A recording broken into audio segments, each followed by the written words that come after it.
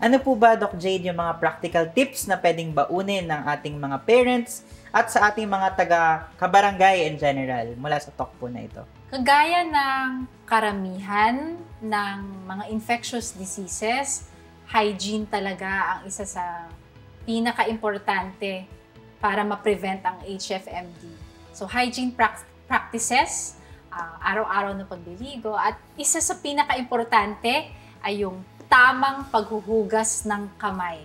Tamang paghuhugas ng kamay, so using soap and water, or yung ating mga alcohol-based hand rubs. So isa pa is yung disinfection ng mga gamit ng mga bata or ng mga pasyente na may HFMD. Isa pang paraan para ma-prevent is yung pag-iwas sa pakikisalamuha sa mga tao na may sintomas ng HFMD.